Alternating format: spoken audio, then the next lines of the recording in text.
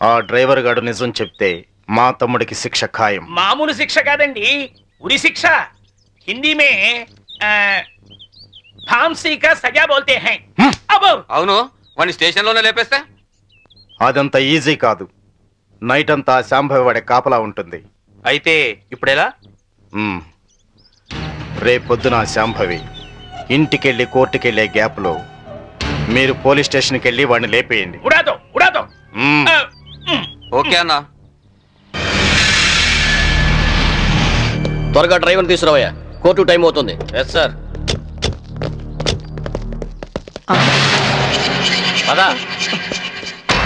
పదమంటుంటే నేను రాను. నేను మాత్రం కోర్టుకు రాను. ఒకవేళ మీరు నన్ను బలవంతంగా తీసుకెళ్ళినా బండి తోలేని ధనరాజు తమ్ముడని చెప్పను. నేను తోలేనని ఒప్పుకుంటాను. నిన్న మేడం అడిగితే సాక్ష్యం చెప్తా అన్నావు. చెబితే వాళ్ళు నన్ను చంపేస్తారు. చెప్పకపోతే నేను చంపుతా. చెప్తావా లేదా? నేను చెప్పను. చెప్తావా లేదా? చెప్తావా లేదా?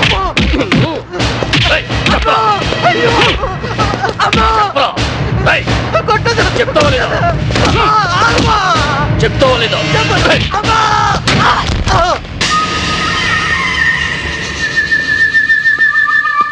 ఎలా ఉన్నాడు? దెబ్బ తగలరాని చోట తగిలినట్టుంది సార్. చనిపోయాడు. చచ్చిపోయాడా? అవును సార్. అన్నా, సిఐ డ్రైవర్ గారిని కోర్టులో సాక్ష్యం చెప్పమని కొడితే వాడు చచ్చాడు. అలాగే అన్నా. పోలీసులు నశించాలి! పోలీసులు నశించాలి! పోలీసులు నశించాలి! పోలీసులు నశించాలి! పోలీసులు నశించాలి! పోలీసులు నశించాలి! ACP Shambhavi down down! ACP Shambhavi down down! ACP Shambhavi down down! ACP order order! What is this nonsense? ఎవరు మీరు? వీళ్ళంతా ఈ కేసుకు సంబంధించిన వాళ్ళే యువర్ ఆనర్. అవును సార్, ముద్దాయిగా ఫోన్లో నిలబడ్డది మా తమ్ముడే. కానీ ఇప్పుడు నిలబడాల్సింది వాడు కాదు, ఈ ఏసీపీ శాంభవి. ఏమైంది? ఎలా జరిగింది? ఐఎమ్ సారీ మేడం, అనుకోకుండా జరిగిపోయింది.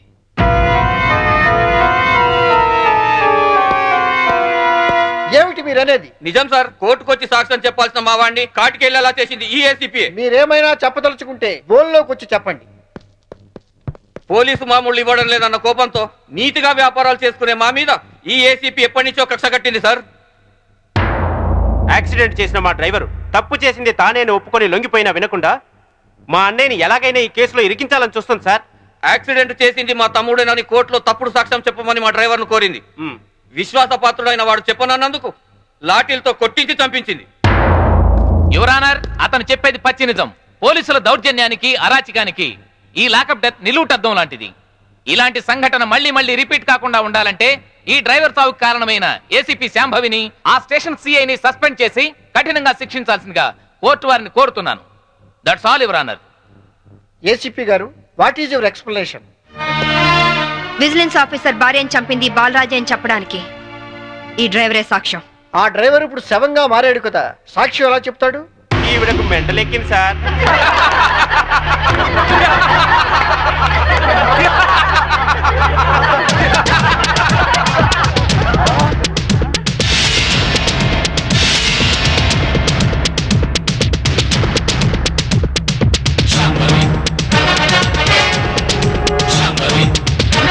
చచ్చాడనుకున్న డ్రైవరు బతికి లేచినందుకు shock అయినట్టున్నారు.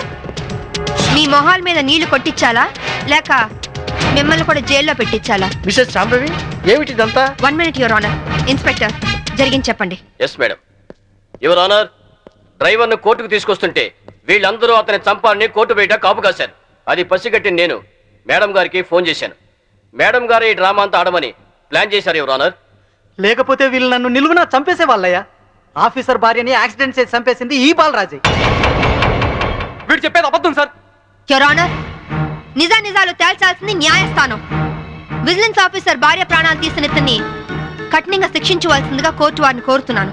That's all your honour.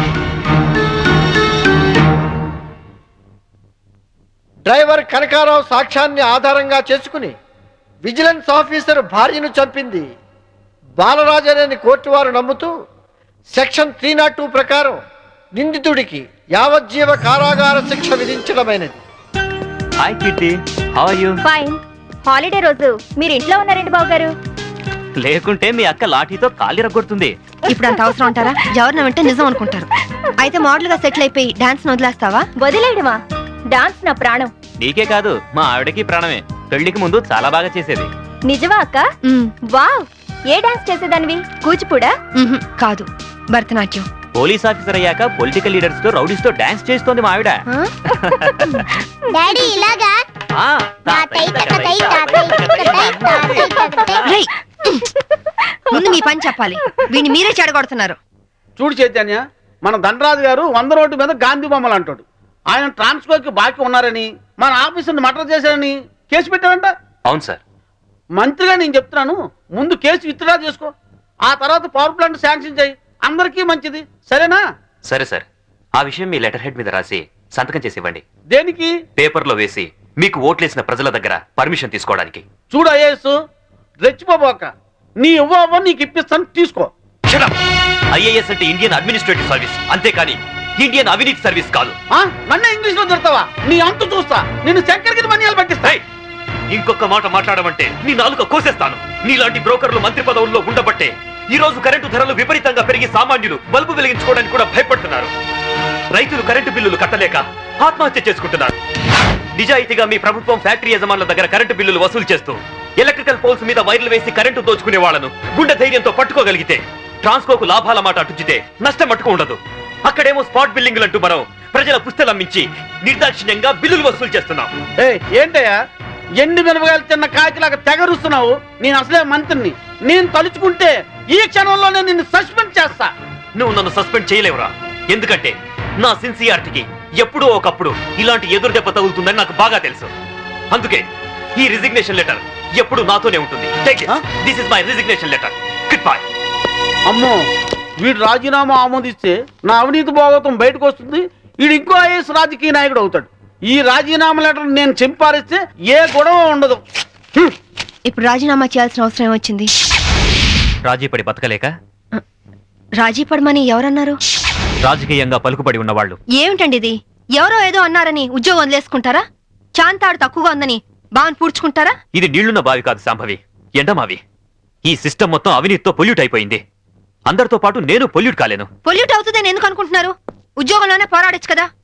అంత ధైర్యం లేనప్పుడు ఐఏఎస్ ఎందుకు చదివారు? బుద్ధి లేక.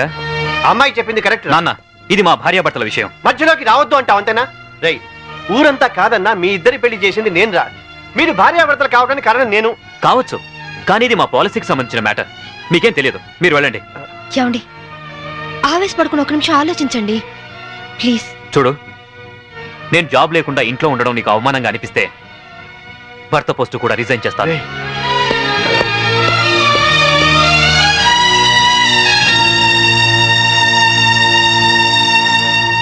లోయర్ కోర్టు తీర్పును మరియు ఈ కేసుకు సంబంధించిన సాక్ష్యాధారాలను పరిశీలించిన మీదట ఈ వ్యక్తే నేరస్తులను రుజువైంది. కానీ ఇతని మానసిక పరిస్థితి బాగోలేనందున ఈ వ్యక్తిని మానసిక చికిత్సాలయంలో ఉంచి శిక్షాకాలను పూర్తి చేయవలసిందిగా ఈ కోర్టు తీర్పు ఇవ్వడమైంది.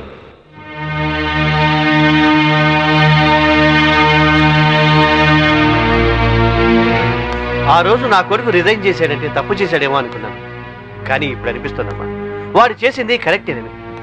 మనకేదన్నా అన్యాయం జరిగితే కోర్టుకి వెళ్తాం, కానీ కోర్టులే అన్యాయం చేస్తే ఎక్కడికి వెళ్తాం? అందుకే నువ్వు రిజైన్ చేసి నాకు వచ్చే పెన్షన్తో ఏ టెన్షన్ లేకుండా అందరం హాయిగా బతకచ్చు. మావయ్య. Madam phone. హలో. ఏంటి వాయిస్ చాలా లోలో ఉంది? కోర్టులో జరిగిన దానికి అప్సెట్ అయ్యావా? ఎందుకు ఫోన్ చేసావు? నా తమ్ముడు సేఫ్ గా రిలీజ్ అయిన అకేషన్ లో సిటీలో ఉన్న వివిఐపీలందరికీ నేను ఒక చిన్న పార్టీ ఇస్తున్నాను. ఏంటి ఆలోచిస్తున్నావు? నువ్వు తప్పకుండా వస్తావులే. మినిస్టర్లంతా వస్తున్నారు కదా, వాళ్లకు సెక్యూరిటీగా. బాయ్. Okay okay.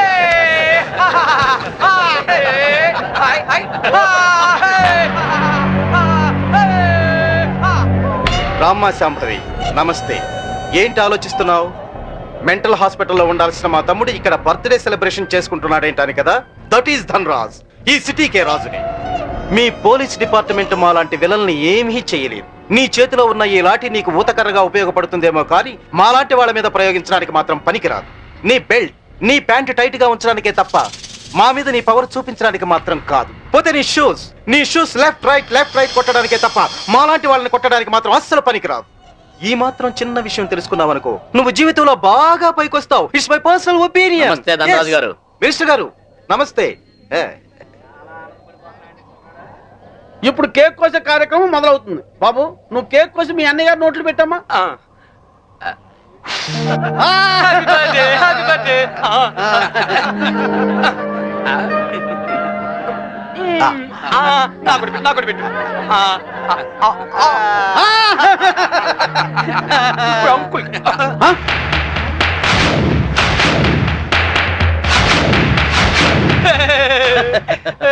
మీరేం ఫీల్ అవ్వద్దండి, పాపం పిచ్చోడు కదా.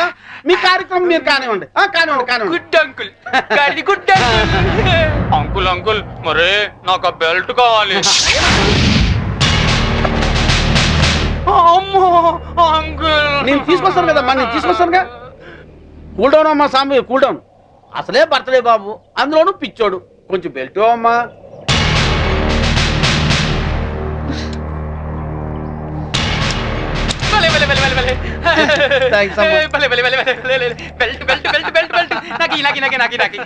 ఇదిగో తీసుకో బాబు. అంకుల్ అంకుల్ మరి నేను ఇప్పుడు ఒక ఆట ఆడుకుంటానే. అలాగే ఏమవుతామా? నేను ఎవరినైతే ముట్టుకుంటాను వాళ్ళు షర్ట్ తిప్పి డాన్స్ చేయాలి. సత్తేనా ప్యాంటు కూడానా? షర్ట్ ఒకటి చాలే, వీళ్ళందరూ చెప్పు. అలాగే ఇగో చిన్నోడు ఏదో ముచ్చలు పడుతున్నాడు, కొంచెం కోఆపరేట్ చేయండి.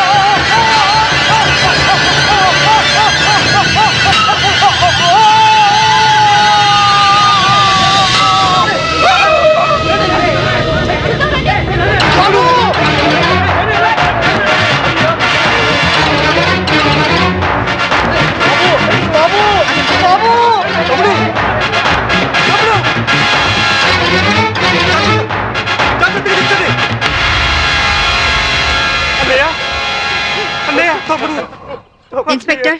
Yes madam. పిచ్చి ముదిరి పైనుంచి కింద దూకి చచ్చాడని ఎఫ్ఐఆర్ రాసుకోండి. Okay madam. దానికి సాక్ష్యం ఈ మినిస్ట్రీ. ఇతని దగ్గర కూడా సాక్షి సంతకం తీసుకోండి. అలాగే మేడం.